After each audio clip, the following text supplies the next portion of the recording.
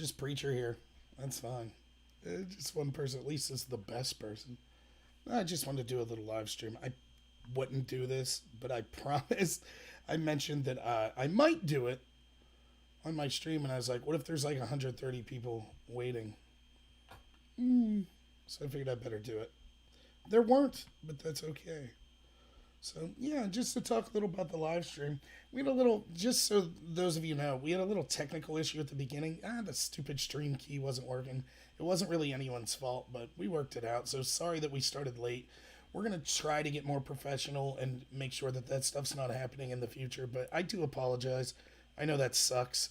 And because of that, I had more topics I wanted to get to, but I knew that people wanted to get out at a reasonable hour on the panel, and we wanted to get to phone calls. So, yeah, that's how it went down. So, I don't know if I'm honest. I don't know how I am as a host. I'm more of a talker than asking other people to talk. So, I hope I did okay. I tried to steer my questions towards what I thought everyone's area of expertise was. So, hopefully, it came away like that. Yeah, and we had a few slight disagreements, but that's good. Who the heck wants a show where everyone's agreeing? That would be crazy. Yeah, some of the callers, with the people that called in, there were, you know, I like the passion. I like that people are opinionated and that want to disagree. It's tough to have a disagreement on a panel like that. There's so many great things with having six people on a panel at the same time. You get diverse viewpoints, you get people able to fill in with their area of expertise and things like that. But one of the things that's difficult if you have a nuanced disagreement, like we're not talking about disagreements like I'm voting for Democrat and I'm voting for Republican. The volume's low on the mic. Was it low throughout the preachers? You having trouble hearing? I could try to bump it up, but I start to get a little whining sound if I bump it up too much. So I'll see if preacher tells me that my mic's low on that end, and I'll try to fix it. Thank you, Shannon, though. I appreciate it. Hopefully it wasn't too low during the panel. But anyways, it's hard to have a nuanced disagreement because it could take hours. If you're really honestly an individualist thinker and you're really opinionated, no one's ever going to totally agree with you. And oftentimes the disagreements we have, the smallest disagreements, are kind of the most nuanced and hardest to flesh out, so you need a lot of time. So, sometimes there could be misconceptions or, you don't really get to make your point. So, I think I really respect Michael from the Patriot Hour.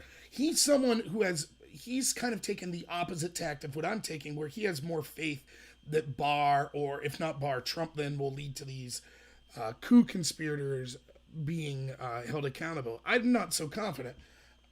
But we both want the same thing. And, I think that that's... I'll up it a little for you, Shannon, sorry. I think that that's great. I think it's great that we could have that little disagreement. There we go. We got some people on D Live. Yeah, I heard we had a lot of people watching on D Live.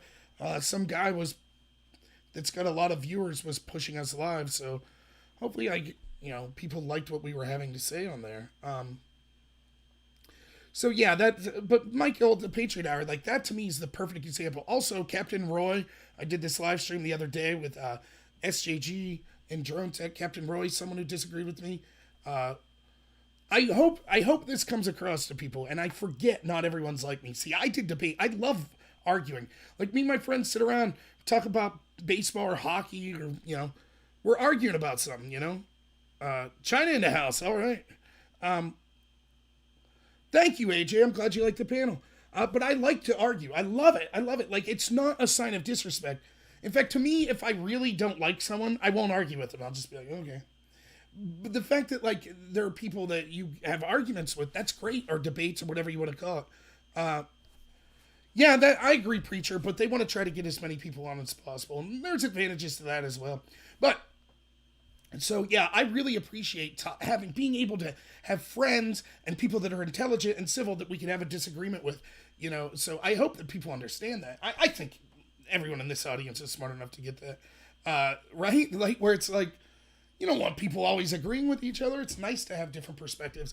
And, Michael from the Patriot Hour is one of my favorite people. I have to tell you, like, he is unbelievably genuine. He's helped me out technical issues and things like that. Great person. I mean, here's someone with 170,000 followers. I got 1,500. He treats me just like anyone else, and so it's fantastic. He's a great guy. So yeah, I will be back on his show. We'll probably talk more about that. So that's something to look forward to. A couple of the disagreements just to wrap up some. So I'm gonna try to do this after every Patriot panel. Just do a live stream afterwards. Just wrap up what we were talking about. If I had any more thoughts, because like you say, preacher, I could talk for hours, but I don't want to. My wife says I filibuster. I don't want to do that, So I'll just add my thoughts here.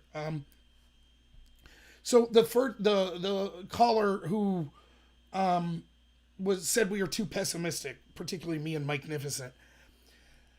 Look, that's something that I've been dealing with on my channel a lot. This weekend I kind of went off on this idea that there's some plan to trust and that it's okay that McCabe walked free, but Stone got 3 to 4 years. Look, I'll be upfront with you. There are many layers of the truth. There are many layers to facts. I have friends that will tell you their way of dealing with the corruption and talking about it. They're going back to like the Rothschilds or Luciferians in the 1400s and things like that. Am I saying those people are wrong? No. I just don't have that area of expertise. My show's about this. It's called Normal America. It's about convincing people, average everyday Americans, who they're working 9 to 5s. They're basically kept in the dark about a lot of this stuff. It's waking them up and showing them the corruption. I deal at things at a level where I try to make it to be truthful, but it's easy to explain, to digest for an audience that's unaware of this corruption. If I waltz in and I'm like, well, okay, it all started with the Luciferians in the 1400s. Like, my neighbors that are just like farmers and welders, they're going to be like, okay, even if I'm right. Right? So if I can say something simple like, look, like, let's talk about impeachment, for example, right? And if I start saying, well, according to this law, USC 70314 Part B, it says, blah, blah, I lost them. So all I say is this. Hey, do you think if someone threatened to withhold billions of your tax dollars unless they fired a prosecutor looking at their son's company, do you think that's a bad deal? Yeah, that's outrageous, of course. Okay, that's what Joe Biden did, and they're trying to impeach Trump for looking into that. It's a real simple story. It's true. I'm not making stuff up, but it's a real simple story. When I start talking about, well, this is the whistleblower, and here's Lieutenant Colonel Vindman. Now, I do that in this show. I do talk about all this stuff. But that's what I'm trying to do. So when this woman comes in and calls in the caller, and by the way, you will not see me disparage. I'm not going to call names. I'm not, she has the right to her beliefs, and I thought she was impassionate, and she's clearly someone who has the right idea of wanting to end corruption. So good for her. We're just at different. We're on the parallel path. We're just at different sides of the road, maybe. We're both going the same direction, though. But when you talk about Q or, when you start to get biblical with things, when you're like, well, we have to have faith in God, and that faith in God means that this corruption will be solved. That's not the area that I'm operating on. I feel I'm very private with my religion. I would say that I'm Christian, but I feel that my interpretation is God wants us to save ourselves, right? Like, we don't just sit around and say, well, there's corruption, or, well, my family's poor, but God will provide for me. Like, that's not God would say, you have to be doing things in your power to improve your life. You have to be a good person. You have to be a hard worker. You should be judged by your actions. Just sitting around and, now I'm not saying that's what that woman was doing, but that's where I'm coming from. And so because of that, she had the argument that vengeance is God's and only God's. I disagree. I wouldn't call it vengeance. I would call it justice. But to me, that's an attitude that says, well, then on this earth, we might as well give up. God will punish the corrupt. It's not for us to decide. I disagree. It is for us to decide. It's our country.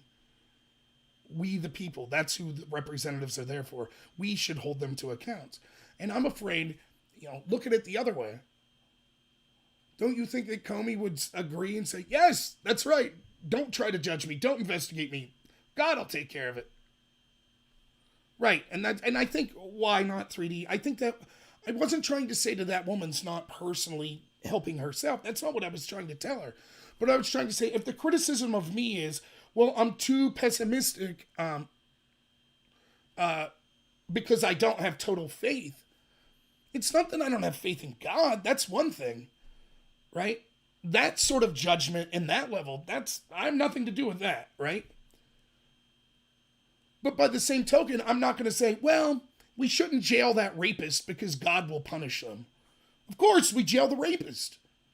We're supposed to make society good and as wholesome and as moral as we can and as effectual as we can. And it's up to each of us to be able to try to do what we can to get to that spot. And if we just say, well, God will take care of it all, even if you're still working, there's part of you subconsciously that says, the failures don't matter. The person that gets away with the corruption, it doesn't matter because God will handle it. And to me, that leads to not fighting tooth and nail as hard as we can to make sure that the corrupt are held to account. That's all. I'm not trying to say I disparage anyone's religion or that I think they're a bad person. Not at all. If you believe that there's some plan, but you're still out there fighting, doing what you can, that's cool. I hope I'm wrong. I can't stress that enough. But I'm not going to allow, I don't have faith in any human being like that. That's a religious matter. And so whether it be Barr or Q or even Trump, I'm not going to suspend my common sense and the facts that I could see because I have trust in some human or some hypothetical plan that humans came up with. That's just who I am. And so when I look and I could say, here are obvious crimes that, watch my live stream yesterday. I go through it for 2.5 hours. I took 6 people, McCabe, Brennan, Clapper, Comey, and then Hillary's attorneys, Mills and Abedin. And I prove definitively that they broke the law. It's not debatable. It's from official government transcripts, the IG reports, FBI 302s, and things like that. So when I see they broke the law and they've escaped punishment, I ask myself why. Now, there could be explanations. There could be, well, Barr's going, but no one can give me a definitive answer why it would be beneficial. If everything Q says is right, or if everything that the people that support Barr say is right, and there's some master plan to get all of these people charged with treason, so be it, right? That's great. But I don't understand why we couldn't have charged those people now. That's all I'm saying. Now, Mike from the Patriot Hour has a different belief, and he talks about maybe Barr is corrupt, but then we'll use the Insurrection Act. Maybe. The idea that McCabe flipped, it's possible. But again, I don't see the harm. I'm not harming the cause by pointing out and getting angry at this corruption. And I think, you don't have to get angry. You could have your own stylistic choice. But I'm not making fun of the optimist. I'm not saying, because I'm accused of being a pessimist. I'm not saying you're an optimist, so I don't want to talk to you, screw you. You think this is going to work out. All I'm saying is there is a danger in too much optimism. Just like there's a danger in too much pessimism. I mean, the danger in too much pessimism is I lose hope. I just say, who cares? None of this matters. As long as I'm still vigilant and I'm still doing what I can to out this corruption with my personal responsibility, I feel the exact same way. If you're optimistic and you're still doing that, then great. That's all that really matters. Now, the debate's interesting and, right. And Lewis, that's how I feel. That's how I feel, Lewis Sharp. I'm not doing any harm by pointing things out. Right. That's all I'm saying. So that's it. So I wish no ill. I hope that lady doesn't think that I was trying to personally offend her. I was not. And I think her passion was great. And however you want to look at it, we all want the same thing there. So, I hope the deep state does go down. I really do. But, and look, one of the things I wish I had more time because I didn't say this at the very end because I knew what would happen. It would have caused a big kerfuffle. But, one of the things I believe is there is way way too much optimism on Trump's going to clean up in 2020. Like, when we start saying, oh, well, of course we can't do this now because Trump needs to do it in his second term. Like, that's hubris. I hope she does do a prayer for me. That'd be great. Now I think that right now, as it stands, Trump probably has a chance to win. But I operate in my mind like I understand the corruption and I understand that nothing's in the bag and that we all have to do whatever we can personally to ensure not just that Trump wins, because it's not just about Trump, it's about the idea behind Trump. To make sure that that idea wins. The idea of getting back to our constitutional roots, fighting corruption, governing for Americans as opposed to the rest of the world. That's what Trump represents, not apologizing to those in the establishment that want to control our speech, that want to control us through social justice and political correctness. That's what Trump stands for. So we all need to do what we can to ensure that that ideology continues on and is successful. And I just worry that if you're so optimistic, because I hear this in real life, Trump's going to win 48 states.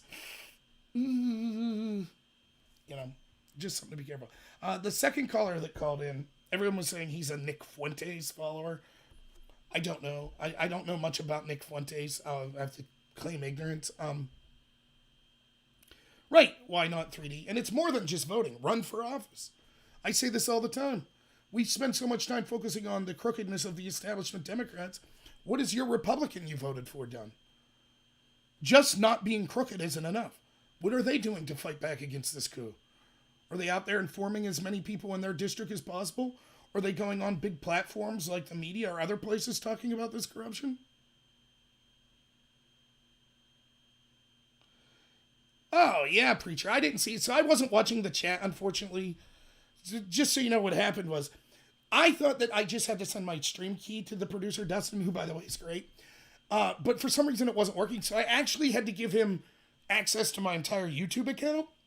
And I didn't know if I brought up my YouTube account while it was streaming, if it would like somehow take it away from him because he was using it. So I didn't get to see the chat, unfortunately. I'll go back and maybe watch tomorrow if I got time. But yeah, they shouldn't have attacked that lady. And by the way, that's something I said, someone thought I was SJG on his channel and lit him up in some email, but she thought she was lighting me up. She just thought I was SJG. And when I was told about the email, you can see what I said in the show. She called me names. She cursed at me. I said, I wish her no ill will. I'm not going to reciprocate with name calling. That's fine. I'm glad she said her piece. We disagree. I'd love to have a conversation about it, but yeah, I'm not going to blow her up. She can say what she wants. So the second caller about illegal immigration.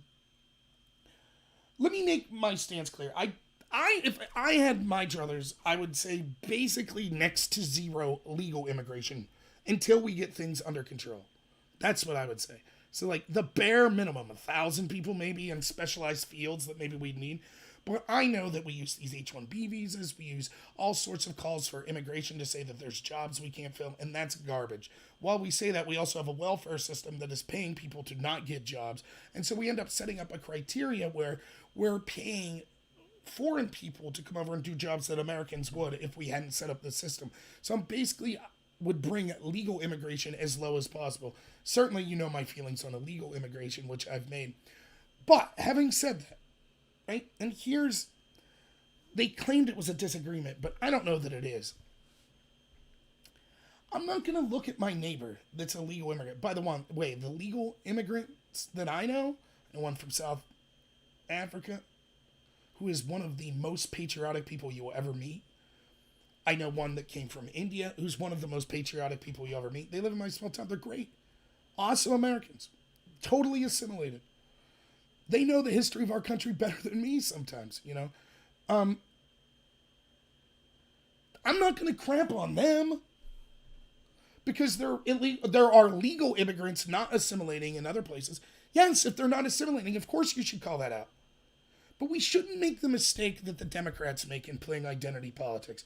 And I thought that caller started to get into that. Now, I'm not saying the caller's a bad guy. I'm just saying it's a disagreement I have. I have no time of day for identity politics, whether it be racially on the left or racially on the right. I really don't care. I don't care if 100 years from now there are people that look like me. I don't at all. I don't care. I care that there are people that think like me, that share the same beliefs that what make this country great. Personal responsibility, liberty, freedom, those sorts of things. Now, we could look at the numbers and say, yes, but immigrants tend to, on average, be opposed to that type of ideology. That's fine. That's a problem. But that's a problem with our government, not with the immigrant.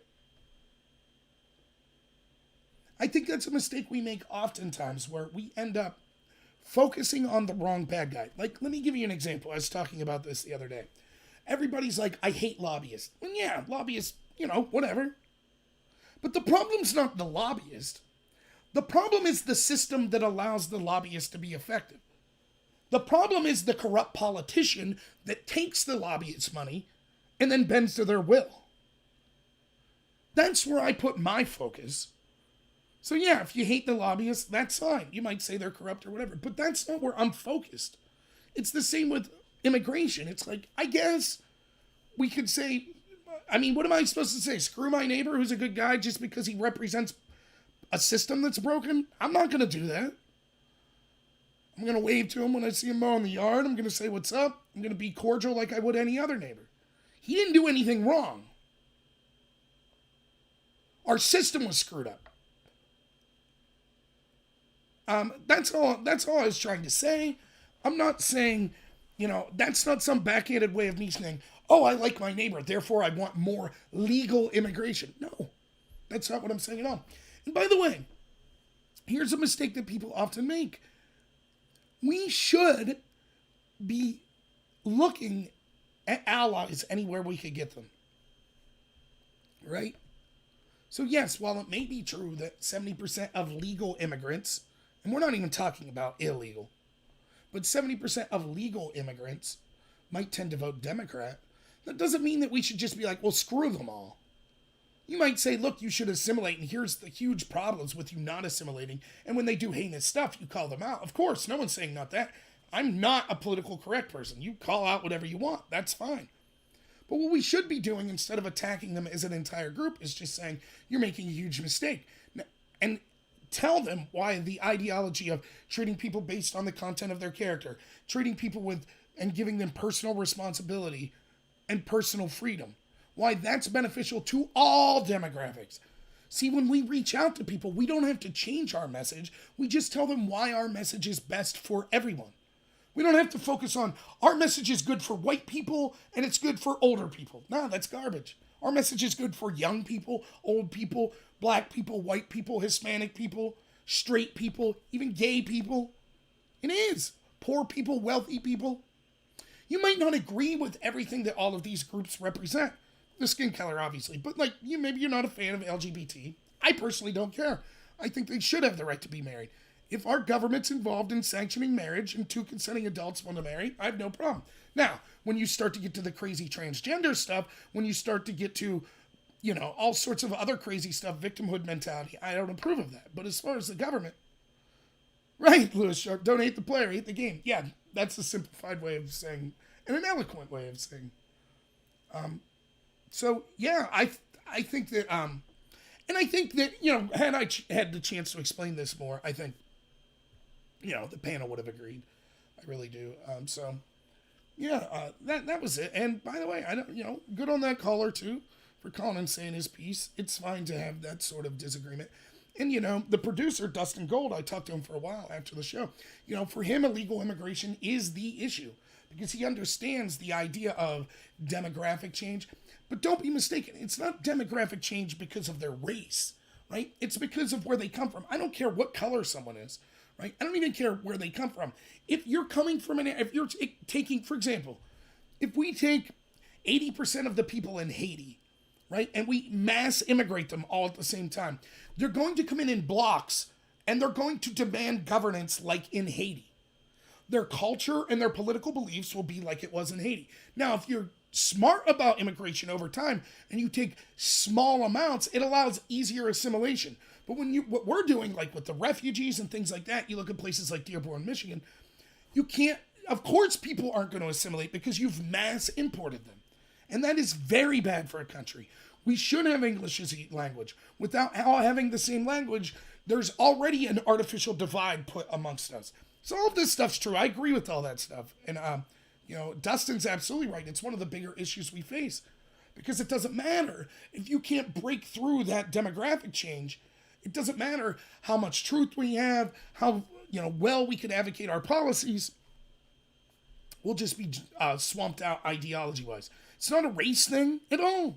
Don't care what you look like. I don't care at all. And that's why I was glad Magnificent made the point. Like, look, don't think it's just like, oh, white people versus all these other. That's nonsense. Yeah, trust us aren't. You're right. We're demanded to assimilate. Multiculturalism. You'll hear me talk about this all the time on the show. It's a joke. What do they always say? Oh, the food's delicious. If that's the best argument you could come up with. No, American Joe was right, though, when he says we do have a society where you have, despite even still having these problems, it's still rather peaceful compared to the rest of the world. But it could break down. One of the stats I cite all the time is a lot of domestic terrorism, like domestic Islamic terrorism, second generation. A lot before the whole refugee stuff. But before this, right, when you had a trickle instead of mass waves, the people that were trickling out of these countries wanted to get away from those countries because they hated them. And they loved the idea of freedom in the United States. So they come, then they have children, and it ends up their children are rebelling against them, and they get into like Islamic fundamentalism. One of the stories I tell all the time,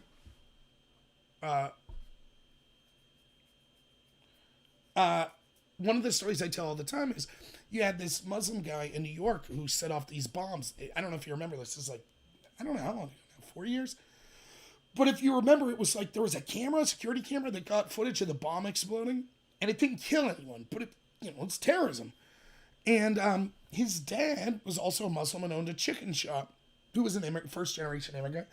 And his dad actually called the FBI before the bombing and after the bombing to say before he thought his son was radicalized and after he thought his son was the one who did the bomb. So they got the son, but despite that, there were still mass protests against the father's chicken shop. Well, why? To me, I don't know if I would be able to do that. If I would love my country enough to say, I think my son attacked it. I don't know. I don't have a son, so I guess it'd be hard. But you see what I mean? That guy did nothing wrong. Trust is earned. Yeah, the fact that we have to assimilate. I agree. But that's not a disagreement with me. I agree with that. There is a problem that they're forcing multiculturalism down our throat.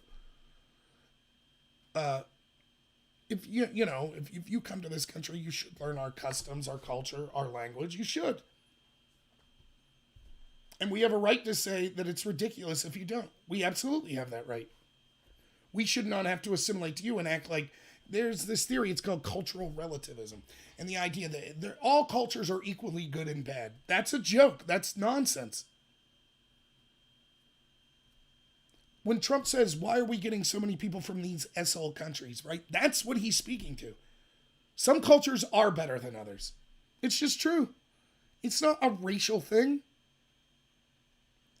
So, yeah, that's where I am on the immigration stuff. Anything else that I wanted to say?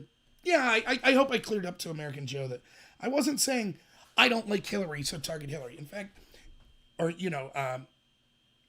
I'm saying is when we see obvious crimes committed by these people, they should be held accountable to them, at least to the same level.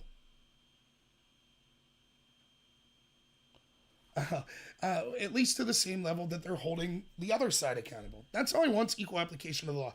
I would be willing to accept if they would have came out initially and said, we think Flynn lied to Congress, or Flynn lied to the FBI, Cohen lied to Congress, Papadopoulos lied to the FBI, but we didn't think they were big lies, so no charges. We're not even going to we'll just let them go. Then, when you looked at Brennan lying to Congress, I would have been able to handle him not getting charged. Or Clapper. I'd have said, well, people lie to Congress all the time. I guess. It sucks. There should be some accountability, but at least it's equal. If they're not charging anyone, then okay. But what I can accept is charging Flynn, charging Papadopoulos, charging Cohen, charging Roger Stone, and then for the exact same crimes, Flynn, McCabe, Comey, Brennan, or not Flynn, but Clapper, they all get off the hook.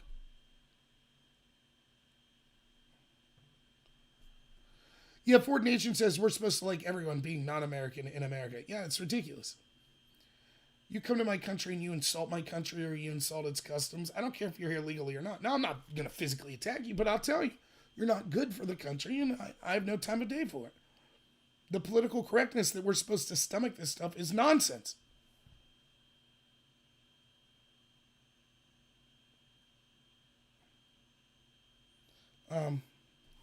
Right, Alan Spence. It's real simple. Just equal application of the law. And by the way, I feel this way about even people not involved in the law. We should all strive basically just for consistency, not being a hypocrite. You know? That's a lot of life. I don't mind if my neighbor's kind of looking at me a little funny because I only mow my yard once a week. If they're mowing their yard 4 times a week. But if they're only mowing their yard 1 time a week and they're like, hey, you need to start mowing 2-3 times a week, I'm going to be like, what? That's not a great example, but, here's a better example. I had someone who's very smart in the left that I talked to online, and I said, when the whole Russia investigation started, I said, give me the criteria for when we should investigate someone for foreign influence. What's the criteria? Lay it out now, right? Right at the beginning. And you should always do this when you're arguing. When people say Trump should be impeached, say, clearly define for me right now. Not, well, he called Zelensky. What is the idea behind it? Calling a foreign leader and asking to help on an investigation. That's what you're saying? Right? So in this conversation I had, I said, tell me what it is about, what is the idea behind why Trump should be investigated? And they said, anytime you have that many connections to a foreign government, there should be an investigation. I said, okay, here's 40 connections Hillary has to Russia. They said, that's different. Don't investigate her. That's garbage. That's the stuff that's infuriating.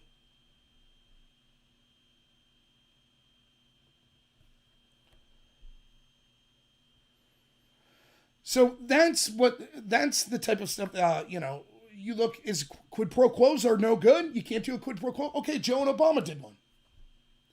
I said from a get-go, and this is the reason I bring this up, right, is, I'm one of the only huge Trump supporters I know that makes the following statement. I don't care that Hillary Clinton got dirt on Trump from Russians. I don't care at all. I didn't care that Don Jr. tried to get dirt on Hillary from Russians. Didn't care at all. That's how I honestly believe. If I don't think Trump should have been charged, Don Jr. should be charged or investigated for it, I don't think Hillary should be.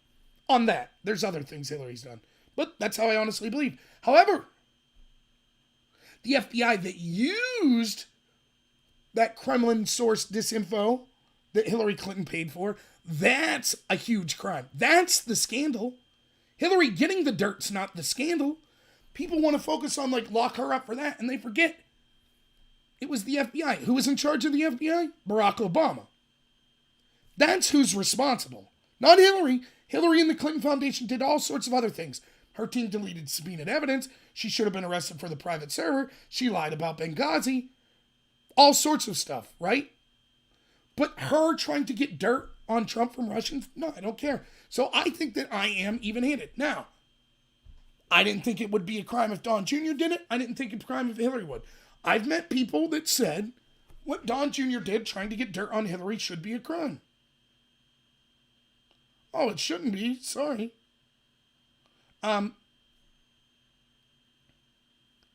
But then I said, what about Hillary? They said, yes, she should have been charged too. I could live with that. I disagree, but that's consistency. But what's inconsistent is saying what our mainstream said. Oh, we should investigate Trump nonstop for the horrible crime of trying to get dirt on Trump or on Hillary from Russians. What about the fact Hillary actually did get dirt? No, that's fine. That's what's unacceptable. That's what we want, the equal application of the law. I don't know what's going on, Ford Nation. I'll be ending here in 9 minutes anyways. So, that's what's so upsetting to me. So I get, and American Joe's absolutely right, though, to be, we should not become the corruption that we're fighting against. So we shouldn't just say, you know, I don't like Chuck Schumer, so just arrest him and then find something on him. That's what they did. That's what they did to the people connected to Trump. We should not do that. But if we see Chuck Schumer committing an obvious crime and the DOJ allows him to get away with it, yes, we should be furious and call it out. And I think that's why I really recommend, I know I'm long-winded, and I'm going to try to take these live streams and condense them down in a lot of this stuff. But that's why the video I did Sunday I thought was so important. Because I show you quite clearly, definitively, 6 individuals, 4 former heads of the intel community, and 2 of Hillary's attorneys, and how they broke the law, beyond dispute.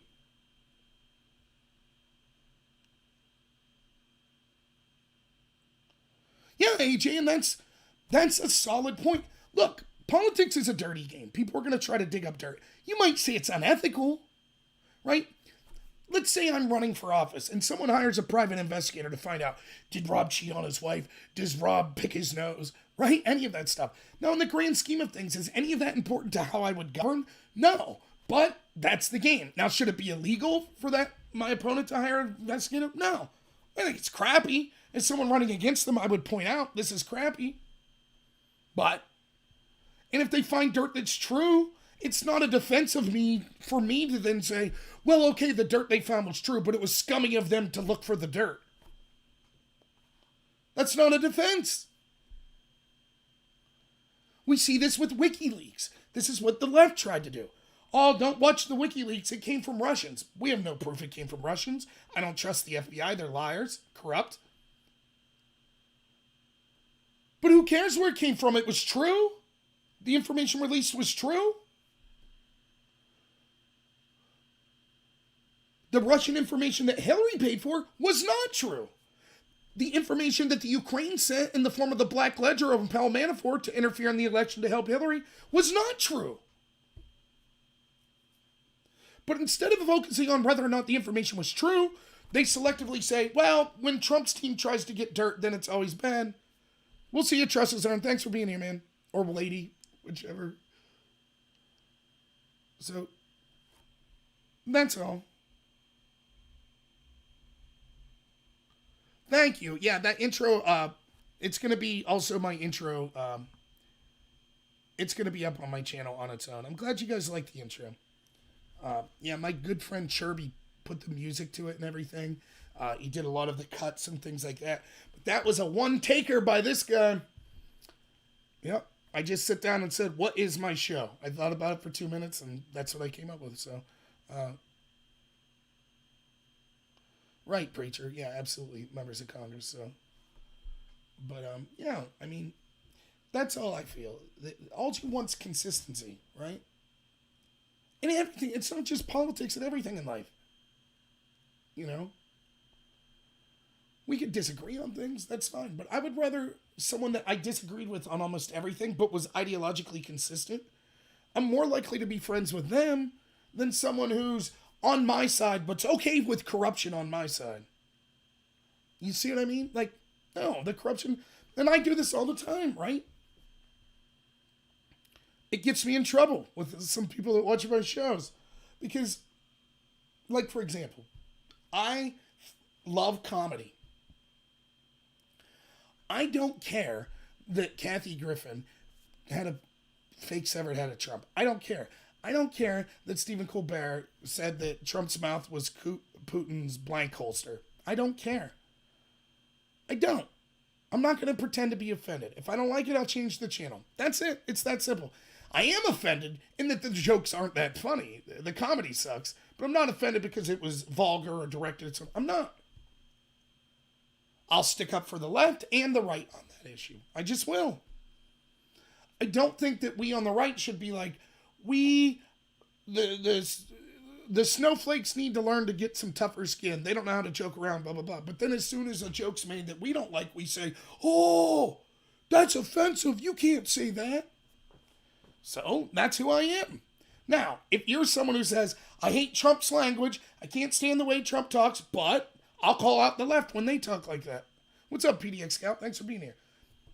That, I disagree with you, but at least I'm like, oh, okay, you're consistent. You know? If Trump's a bad dude for saying S-hole countries, then how isn't Tlaib a bad lady for saying we're going to impeach this mother effer? Either both are okay, or neither are okay. In general. Now, obviously, there could be specifics, but that's how I feel.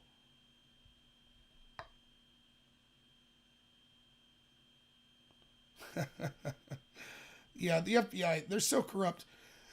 I'm running for office in 2022. I swear to you that one of my positions will be the total disbandment of the FBI. Scatter them to the winds. Anyone who has any supervisory position in the FBI should never be allowed to work in law enforcement again and should never be allowed to work in a government agency again, period. They should all lose their pensions. Now, does that mean every supervisor in the FBI is corrupt? No. But the corruption's so deep, that's the only way we could be sure to rid it.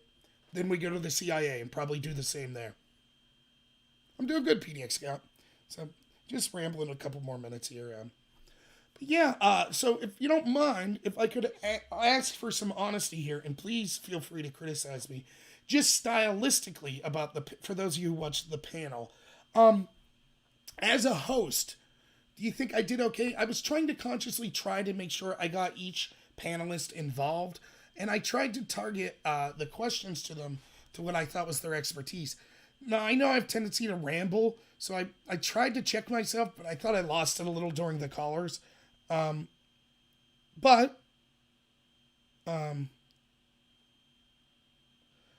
so I was just wondering, did people think I did okay? I won't be hosting for a while, not because I think they thought I did a bad job, but because it's going to rotate, so... yeah, if anyone has any opinions on that.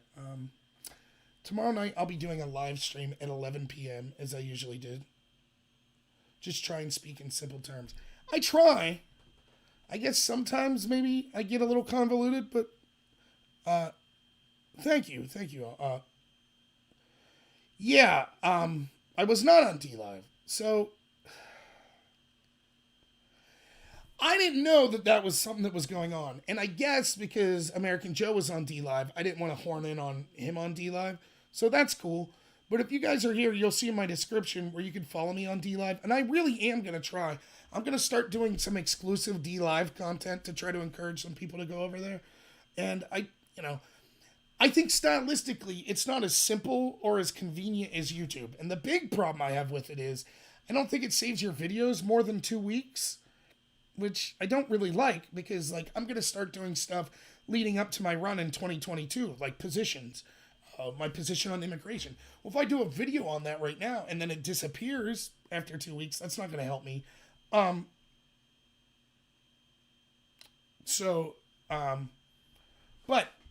you know, they're not going to censor me. I mean, like I said yesterday in that little mobile live stream I did, I got monetized, and right out of the gate, all my videos are limited monetization. I assume because I'm conservative. By the way, here's something no one ever talks about.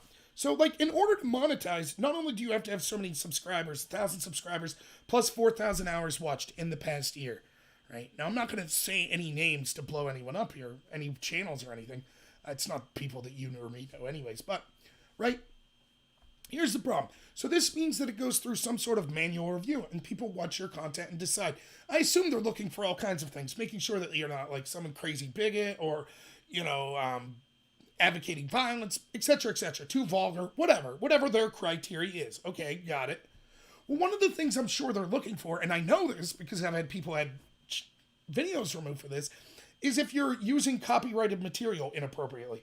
So if it bothers me all the time. I'd love to put more music on, but I have to only use fair use, etc. You guys get it. I don't have to explain it. So it's weird to me then that I'll see all these channels that'll like be playing TV shows like The Simpsons or South Park or Judge Judy. And that's all they do. Yet somehow they're filled with ads. And it's like, how does that work? I get limited monetization. I don't do anything wrong. But these people that their entire channel is just copyright infringement, I don't begrudge them. They do what they want. I don't want them to get in trouble.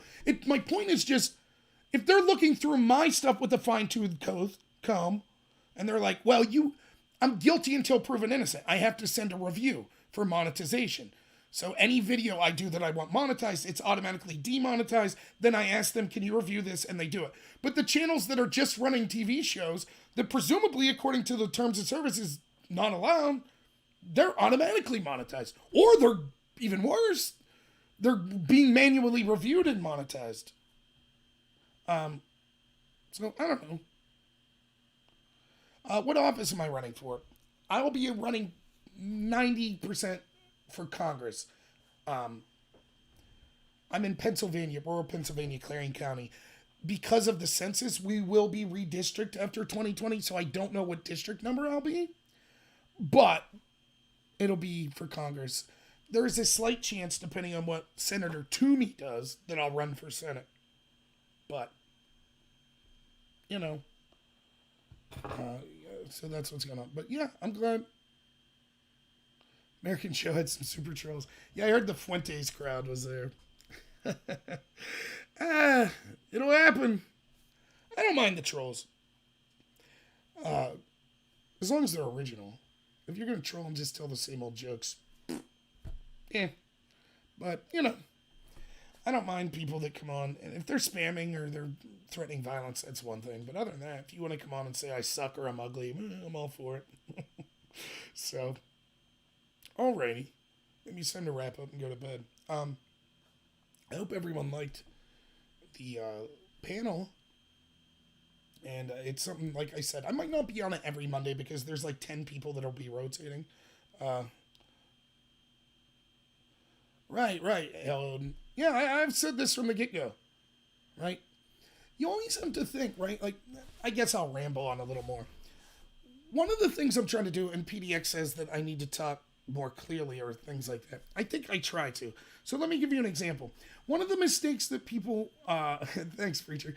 One of the mistakes that people make is they look at things in a vacuum. So, for example, take politics out of it. Go watch the Joe Rogan episode where Jack Dorsey and his little henchman lady's on, and Tim Pool's on the other side. Now, Tim Pool will say, how did this conservative person get removed from Twitter? And they'll say, well, technically, if you read the terms of service, we were legitimate in getting rid of this person. But then Tim Pool will be like, yeah, but here's 4 liberal people that have done way worse. The exact same thing you're accusing, except much more blatant and worse. And they're like, well, technically we could let them go because X, Y, and Z. So if you just look at it in a vacuum, you could look at every single one of those situations and say, oh, okay, this could happen. But you need to look at it in the pattern. Or if it happens over and over, 50 times the conservative person gets banned, 50 times the liberal person's allowed to walk free, then you start to notice it's not as they're saying. It's not as innocent as they're saying. So one of the things you need to do is when you're looking at the corruption from the establishment, particularly the establishment Democrats, talk about what they're justifying. So let me give you an example. They tried to impeach Trump in part for a crime that they called obstruction of Congress. The crime was supposedly that they demanded that people connected to Trump testify. They demanded evidence from Trump. Trump claimed executive privilege and went to the went to the courts to weigh in on whether or not the subpoenas were justified. Now, every president's done this, yet they said that was obstruction of Congress. This should have been Trump's defense. Instead of going to the courts with this evidence, he should have used bleachbit on all of it. What the Democrats have said is, asking a judge if you have to hand over evidence, that's impeachable and a serious crime. But just destroying the evidence like Hillary's team did, that's okay. You see the difference? Getting dirt from Russians is bad. Getting dirt from Russians to prove your opponent has got dirt from Russians is good. You see? Asking a president of another country if they'll cooperate in an investigation against someone in the other party is bad. That's impeachable. That's an abuse of power. That's a crime. Paying to get dirt from a foreign government that the FBI then mishandles in order to spy on your opponent, that's good.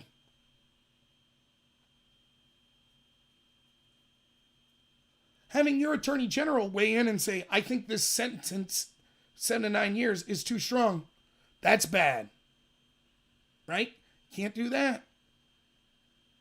Instead, Barr should have just said, you know what? We're going to investigate all the prosecutors, raid their offices in the middle of the night, spy on them, wiretap them all. That's good. That's allowed. Do you see this? Let's see what people said.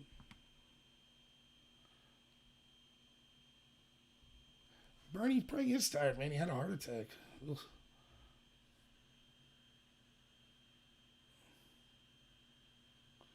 Oh, I did not see that, AJ, but that'll be worth checking out. And I'll be actively following that election. Let's see. She's amazing, says Preacher. Good, I'll have to check her out. Rock Tumblr says, yeah, Bernie should just retire. Get another lake house. Don't worry, he'll get one as they rob him of the election again. Right. Hell, they don't believe in consistency whatsoever. But that should be our job, is to point out. Like, what are you saying then? I mean, literally. I mean, and what I try to do is show that, like, for example, the easiest example is this. I read the Mueller report. I read the indictments. Paul Manafort was indicted, in part, because the president of the Ukraine, Yukановich, I can't pronounce his name correctly, but he was considered a pro-Russian president. So then the U.S. overthrew that president, Obama administration, and then incited a puppet for the U.S. who was equally corrupt, named Poroshenko. That's why the Ukraine elected a stand-up comedian who ran on one issue, corruption. Do you realize just that alone means the Obama administration installed a corrupt leader of the Ukraine? You realize that, right? And then gave that corrupt leader millions of dollars. Billions, actually. No one talks about that. It's weird. Anyways, the guy before him was probably corrupt too, Yukановich. Manafort was lobbying in the United States for Yukановich in 2013. And he didn't register as a foreign lobbyist. Okay, that's a crime. I have no problem with that. It's a crime. He knew it. He committed the crime. He does the time. Fine, no problem. Only problem is the indictment said that he worked with Group A and Group B. Group A was Mercury LLC. Mercury LLC is a lobbying firm that primarily lobbies with Republicans. Group B was the Podesta Group, the group founded by Hillary Clinton's campaign chair, Podesta, John Podesta. His brother Tony Podesta ran it. So we have the exact same crime committed by people in the exact same positions of both campaigns. The same crime with the same corrupt pro-Russian people at the exact same time, being committed by people in the exact same positions of each campaign. Now, if you're going to charge Manafort, how in God's name wouldn't Podesta get the exact same charge? At least Tony Podesta, who ran the Podesta Group. How would he not get the exact same? They literally committed the exact same crime. Yet the Podesta Group was allowed to walk away with just retroactively filing paperwork, and Paul Manafort sat in solitary confinement. That's it. That's not debatable. That's exactly what happened. And that happens over and over and over again. I can tell you the same story, but they always want to say it's apples to oranges. It's different because this is slightly different over here than over here, so it's okay. And every time it comes out the same way. Connected to Trump, you get the harshest penalty possible. Connected to the intel agencies or to the Democrats, you get no penalty. Every single time it's the exact same. Even in that Manafort situation where it's literally the exact same crime with the exact same people. You want me to draw the revolution out on a whiteboard? Maybe I'll get a whiteboard when I'm at home. I can do some crazy Glenn Beck stuff. What revolution? I don't know. It's morbid and people hate me talking about it. But again, you want to know where my pessimism comes from? Look no further, right? We talk about, one of the things we tend to do, at least me, and I think most humans do this, is you take a situation, right? And then you take it to the extreme. You say, well, if you allow this, there's a slippery slope and this will happen. So, you know, if we don't have a problem with people going 5 miles over the speed limit, what happens when they go 30 miles over the speed limit? And things like that. Sometimes things happen that's so outrageous that you can't even exaggerate it any further. Like, for example, one of the things you might hypothetically say, if you're like, look, the problem with identity politics is we could see ourselves in a situation where we could take a group that normally we would always protect, like children, and say, we will attack these children and defend adult racists attacking them. And people would have laughed at you and said, oh shit, that can't happen. There's no way that would ever happen. That's what happened in Covington. That's exactly what happened. You can't even come up with a hypothetically more ridiculous situation. That's it. We're there. We're at the point where identity politics means you defend adult racists screaming homophobic and racial slurs at children as long as the races match up the right way. That's where we're at. I mean, it's literally mind-blowing. So the situation when people ask me about a revolution, here's what I say. Imagine that you live in the UK and for 30 years, you live in a small city, maybe the size of like Columbus, Ohio, or even smaller. You live there. For 30 years, yours, your neighbors, your friends, your family's daughters have been gang raped by these Islamic grooming gangs. You went to the police treated you like crap. They locked your daughter up after she was gang raped for being drunk because she was only 13. Never once did they go after the criminals. They let it go for year after year. Thousands upon thousands of girls gang raped over and over again. You went out, you tried to do something yourself. The police arrested you. Now this goes on for 30 plus years. In city after city after city in the UK. Admit it. The investigations show, not just did this occur, but that the politicians and the police knew about it and protected the rapist because they didn't want to be seen as racist. Now that happened. Would you be shocked if I told you that the people of the UK have shown more anger at one man named Tommy Robinson who spoke up against this than they did any of the police officers or the politicians that allowed that to go on? Can you think of a more heinous situation than your daughters being gang raped over and over? Where's the revolution? No one lost maybe one or two people lost their job. No one went to jail. Same systems there. Now, if that didn't result, and look, you might say, well, the American people are different. I hope so. We'll see. But I would say the UK is about as close as it gets cousin-wise as far as culturally. If you couldn't get people fired up over that, what are you going to do? Get people fired up because the coup against Trump goes unpunished? That's why I think the battle is the information battle. It's informing the people.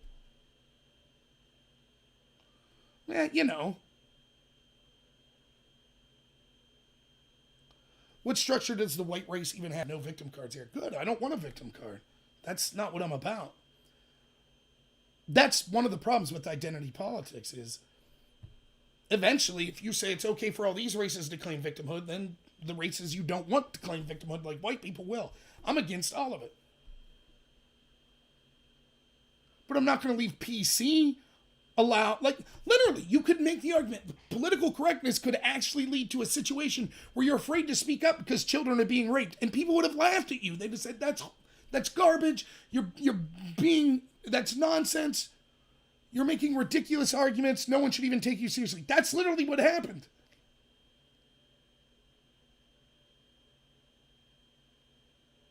Right, hell, and listen, here's the thing, right? Don't get me wrong. Yes, in the UK, in that situation, of course, prosecute those rapists. Of course. They deserve as cruel and harsh of a punishment as one could imagine. Gang raping children. But what about the cops and the politicians that let it go? In many ways, they're more dangerous. Because they actually have the power not only to stop it, but to make your life even more of a living hell by endorsing it. Yet none's held accountable. Yeah, and I mean, it is scary that the country's dying from the inside. But, listen, and I'll end on this. Don't let your personal responsibility, your personal life is what's most important. Are you a good person in life? Are you improving the lives of the people around you? I hope so. But you don't become miserable. I'm a very happy person. I yell and scream on here, but I have fun. I'm happy. I have a great family. But I'm scared for my country. I am. I'm trying to do my best. And I'm pessimistic. But I'm also optimistic. I'm a little bit schizophrenic. I'm pessimistic that Barr will do anything to take down these corrupt.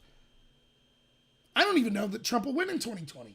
I think it's a huge mistake that people are so confident. 2 videos ago, I talked about that, the whole video. But don't have the time to get into that here. Right? But I'm not just putting my faith in Bill Barr. I'm not even just putting my faith in Donald Trump.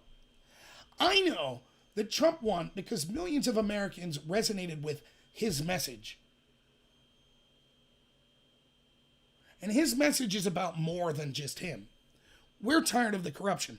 Now I look over at the Democrat Party, and guess what? There's a bunch of people over there that are tired of corruption. They're misguided. They're voting for someone like Bernie, who will not only entrench that corruption, but will have disastrous policies for the country. But I see people who are tired of it. And I see people like me that are waking up and trying to talk about it. It doesn't require any violence. We're starting to grow as far as we don't trust the media anymore. We don't trust Congress anymore. We don't trust these lying politicians anymore. Yes, there's still a huge mass of people that are ignorant, but we're growing. We're starting to inform them. The battle will never be over. If we win the battle against corruption, it'll be the battle against socialism, which is more the same. But I'm optimistic in that sense, you know? And look, things look bad, and they are in some sense, but in other ways, things are better than they've ever been. As far as like quality of life and things like that. Yeah, I'm a big fan of term limits. In fact, Lewis, I signed a pledge for term limits when I ran for Congress the first time, so. Yeah, I mean, there's a lot to deal with. There's a lot to handle. There is. And I can understand people that say you have to have faith. It'll all get solved. That's not how I operate. I operate on plan for the worst, hope for the best. You know, so that's what I'm doing. So yeah, it sucks, but we'll get there. Or we won't. Sorry to be cryptic, but the more we're concerned, the good part about being scared and the good part about being angry is it motivates you. So hopefully we're all motivated to do more. But, all right. Well, thank you all. This was just a little post Patriot panel live stream. I plan on doing one of these every week after the Patriot panel. Now, I do have work tomorrow morning, so I should get to bed. But you guys are great. Thank you for all of you that are here. I really mean this. I mean this from the bottom of my heart. I don't care if you're here and you're on the left or you're on the right. I don't care if you say, wow, that Rob's really smart, or man, this guy's an idiot. I disagree with him. The fact that people are willing to listen to me at 2:19 in the morning, or I forget, you might be in other areas of the world, but